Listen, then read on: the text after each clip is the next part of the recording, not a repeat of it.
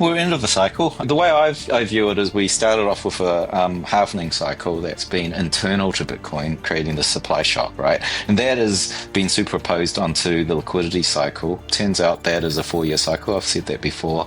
Some argument to say that's based on the US election cycle and Fed policy, which then leads to the rest of the central banks. Whether it's true or not, I don't know, but that's a good thesis. But the reality is it has been a 4-year liquidity cycle. So let's say 95,000. It really depends. It really depends, It could be, my bearish is the highest it'll reach is right at the start of the year, and that would be maybe 84. That would be the bearish, optimistically 95. Bitcoin markets are facing an unexpected event, and the warning signs are flashing red across the board. After years of predictable 4-year cycles, 2025 has broken the pattern in ways that even the most experienced analysts did not anticipate. The 4th year of a Bitcoin bull market should have delivered explosive gains, yet the opposite happened. Prices stalled, retail investors stayed away, and the energy that typically defines these peaks vanished. Meanwhile, gold is surging to levels only seen during major financial crises. The last times gold performed this way were during the 2008 collapse, the dot-com crash in 2001, and the Nixon shock of 1968. Each of those moments marked serious economic damage, and now history appears to be repeating again. Bitcoin was born after the last crisis, which means we are entering completely uncharted territory. Nobody knows how Bitcoin will behave when the broader financial system starts to crack. Crypto analyst Willie Woo says Bitcoin is now showing something alarming. According to his data, Bitcoin is 95% of the way toward confirming a bear market. That does not mean prices cannot rise from here, but it does mean the foundation underneath is deteriorating fast. Woo believes we are approaching a turning point, and the consequences could reshape Bitcoin for the next decade. Let's hear directly from Willie Woo for more insights. Please don't forget to like, subscribe, and enable notifications. Thanks for tuning in. Enjoy the rest of the video. 2025 was very unexpected. It's typically that, 4th year in a bull market, everyone thought this would be a very, very good year. And actually, currently, it's down, right? Usually the fourth quarter is a huge rally. And we haven't had it. It's been the opposite. And so I think it's been a surprise. If you look at the fundamentals of it, it is breaking down. So there's a strong argument to say October was the start of the bear market. There's no confirmation on my side, but the confirmation comes a little bit later, and we're pretty close to a confirmation. So early bear. I don't think anyone expected that. I think there's a lot of people thinking M2 is going to the moon, therefore we're going to have this rally. The M2, whatever you call that, the money printing, I'm not seeing it flowing into Bitcoin. It's not flowing into Bitcoin. So there's a massive divergence. Gold going through the roof. We're in uncharted territories, and you could say gold going through the roof. It's only happened a few times in history, relative to, equities. And that's 2008, 2001, which was the end of this kind of 2-decade rally. The Nixon shock of 1968, leading into the creation of fiat. And then before that was the Great Depression. And before that, that was, that was the Great Shock of 1907. So those are the times that gold's really outperformed. That's happening now. So we're in uncharted territory because Bitcoin was invented in the wake of the last incident, which was 2008 global financial crisis, right? So it's yet to be seen how Bitcoin behaves in this kind of the fabric of the market starting to deteriorate in a very scary way, such that people are running to the 6,000-year-old safe haven. Well, yeah, we're end of the cycle. The way I view it is we started off with a halving cycle that's been internal to Bitcoin, creating the supply shock, right? And that has been superimposed onto the liquidity cycle. Turns out that is a 4-year cycle. I've said that before. Some argument to say that's based on the US election cycle and Fed policy, which then leads to the rest of the central banks. Whether it's true or not, I don't know, but it's a good thesis. But the reality is it has been a 4-year liquidity cycle. Now, speaking of Henrik's work, we're in the end of a business cycle. It's deteriorating. It's clearly deteriorating. And so there's this sort of broader cycle that's encroaching, which Bitcoin's existed inside of. And I think that's probably one of the reasons why 2025 has been such an unexpected disappointment, because that liquidity cycle is also being foreshadowed by this business cycle. And if you look at Bitcoin, how it behaves relative to TradFi, it's kind of the early warning. All past cycles, 2017, 2021, and even now currently, Bitcoin started to break down and top before equities did. And M2, by the way. I used to traditionally track the number of users that are actually holding Bitcoin. There hasn't been any new study that I've seen that I could add to the plot. So there's not been an update for years on that. Because normally, Cambridge would do, benchmark studies across the industry. I think, there's been a number of exchanges that have done studies through their cohorts. And so you can get a read on the actual adoption at the retail level. But that's devoid of that. Obviously, the adoption has been institutional, and I think my sense of it is waned in terms of users. The rate of incoming users is been rather reduced compared to past cycles, and the capital that's coming in now obviously is institutional. My thoughts of that is a lot of that could be a kind of a circle. It's kind of a circle jerk.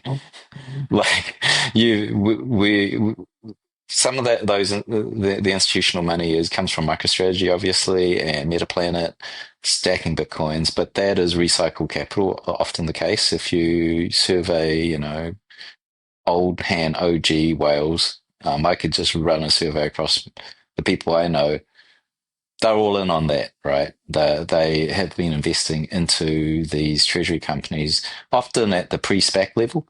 And so a lot of that capital is actually some of the whale OG capital recycled. And that might even look like sales on chain, right? So it looks very bearish and it comes back through treasuries.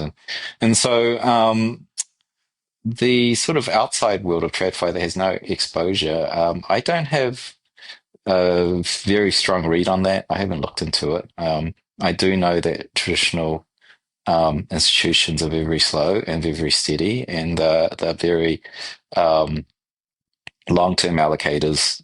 And if you were to look at the kind of capital that they're bringing in, it doesn't actually equate to that much. Because if you were to allocate, for example, 3% of $1 trillion of a portfolio size, like a sizable pension fund, 3% allocation is kind of what is often recommended.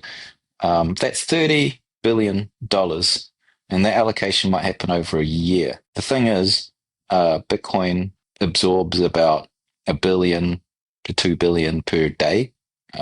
So it's not actually that much compared to the normal flows of Bitcoin coming in.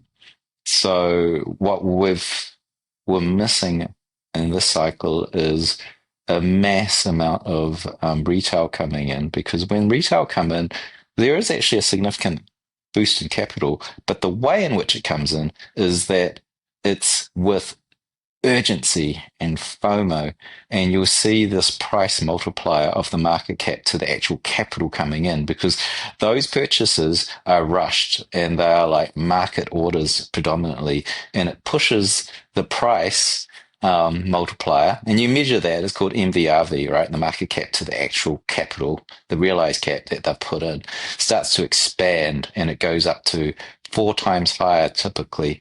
And currently we haven't breached much more than the lower 2 in a multiplier. So it's completely devoid of that sort of mass FOMO. And I think that we need that FOMO. within our industry, because when you get that sort of price moving up, that draws even more adoption, and even makes the institutions pay attention.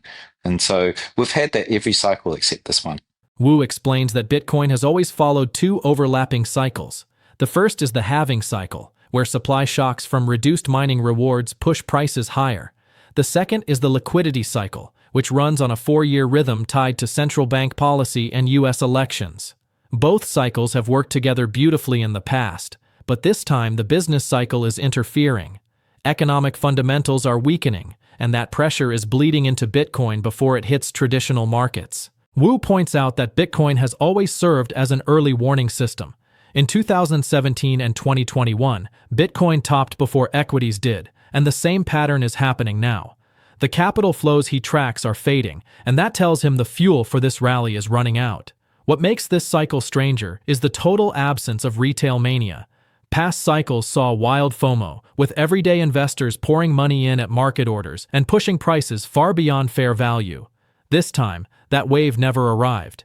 Instead, the capital came from institutions and corporate treasuries. Companies like MicroStrategy have stacked billions of dollars worth of Bitcoin, but much of that money was recycled from existing holders rather than raised from new outside capital. According to Willie Woo, without retail energy, the market lacks the explosive momentum that usually carries Bitcoin to new heights.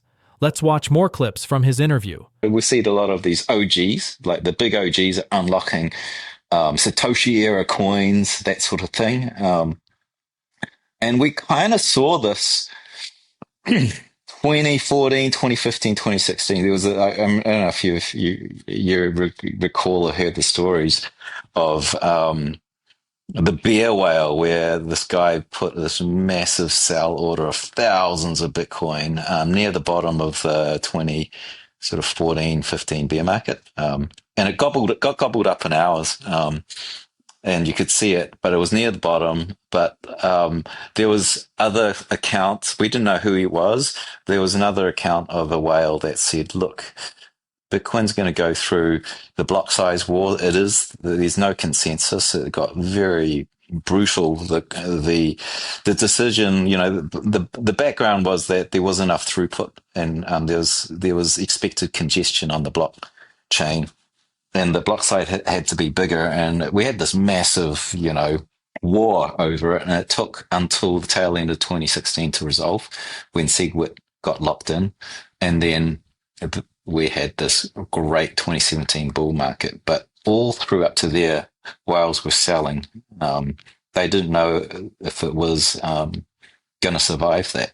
In actual fact, if you recall, Michael Saylor, in his process of accumulating it, he knew that Bitcoin was tested, and it got through its consensus mechanism, and all the parties involved could come to a consensus over moving the protocol forward, and it's been battle tested at that point. And we're going through that again, right? Like, we know quantum's coming. Core devs have one view of it. Oh, it's decades away potentially, and then we've got other people, particularly quantum researchers, that are on the other side of it. And so, then it strikes me that the core development, the core devs, you could say they're the winners of the last war. They've built the cryptography, the signatures, everything. The whole thing is so robust. But I'm not seeing any of the people within the core dev community have any experience building and pushing forward the research in the latest quantum computers. And I think some of the sell-off right now is actually OGs starting to feel uncomfortable. Because if you're thinking of an OG sitting on these bags, I would expect there's not one OG that's not market savvy, having sat on Bitcoin for a good part of, a decade, maybe even 16 years. Likely hundreds of millions, billions of dollars there. They're going to know that if we're approaching a standard 4-year cycle, we're going to wait till 2026, which would be the standard bear market. then 2027 to recover. Maybe we can get back to where we are now at, back in the day it was 120, right? Maybe it'll take till 2028. Well, 2028 is getting pretty close to optimistic Q day. It's quite a risky proposition if you're holding hundreds of millions of dollars of Bitcoin through this sort of event horizon that's approaching. And so I think this is the single most important topic within Bitcoin that has only just begun to be talked about. Until we get past this, and of course we will get past this, the asset class itself is going to be wrapped up with a lot of perceived risk and real price volatility. And I'm talking over the next, 2 cycles, 8 years, maybe even 10 years, until it gets hardened up. And so, like we talk of Bitcoin as a safe haven.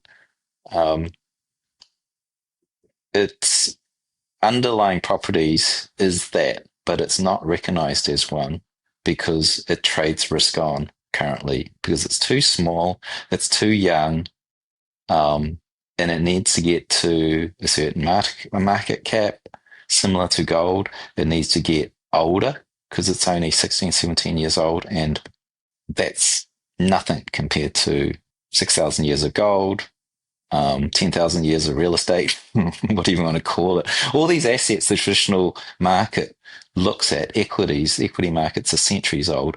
It takes time for institutions to understand it and be confident in it. So we've got to get through growing bigger, having more burn-in time, and we've got to get through this quantum thing because there's this big cloud. If you're an institution, you're going to come in and look at all the risk factors, including quantum. And they're not going to be experts at it either, but the fact that it exists is going to be a blocker. So Bitcoin has this 10 years of, I think, uncertain times until quantum is locked in and fixed. And the price is going to be priced, the market will price this in years ahead of time. Looking ahead, Woo sees 2026 as a typical bear market year, but with added pressure from the deteriorating business cycle. He believes the corporate treasury trend that dominated 2025 will reverse, and some of these companies may be forced to sell their Bitcoin back into the market. That does not worry him as much as it might worry others. In fact, it could be healthy because it would spread Bitcoin ownership rather than concentrating it in the hands of a few large entities that could face nationalization or other regulatory risks.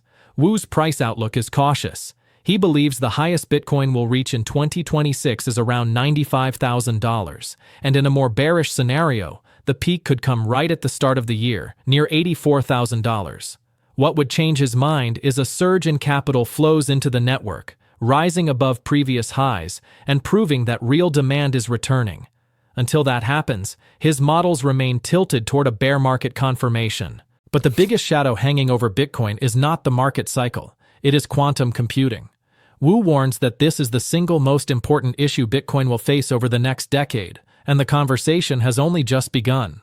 Quantum computers could eventually crack Bitcoin's cryptography, and while some core developers believe that day is 15 years away, quantum researchers disagree. The risk is real, and large holders are starting to feel nervous. If you are sitting on hundreds of millions of dollars in Bitcoin, the thought of a quantum breakthrough over the next few years is terrifying. Woo explains that institutions will not invest serious money in Bitcoin while this uncertainty persists. They will look at the risk factors, see quantum computing on the list, and hesitate. That hesitation will weigh on prices for years until the problem is solved. Bitcoin needs time to harden its defenses, and that process could take another 8 to 10 years. During that time, volatility will remain high, and Bitcoin's reputation as a haven will stay out of reach. Despite all these challenges, Woo remains a long-term believer. He thinks Bitcoin will eventually surpass gold, but not before it survives this dangerous period. The next decade will test Bitcoin in ways the first 16 years never did. Quantum threats, business cycle pressures, and institutional caution will all weigh heavily. For those watching closely, this is not a time for unquestioning optimism. It is a time to understand the risks, prepare for volatility, and recognize that Bitcoin still has a long road ahead before it becomes the haven the world truly needs. It's on that note that we end today's episode. Thanks for watching. Please don't forget to like and subscribe. See you in our next video.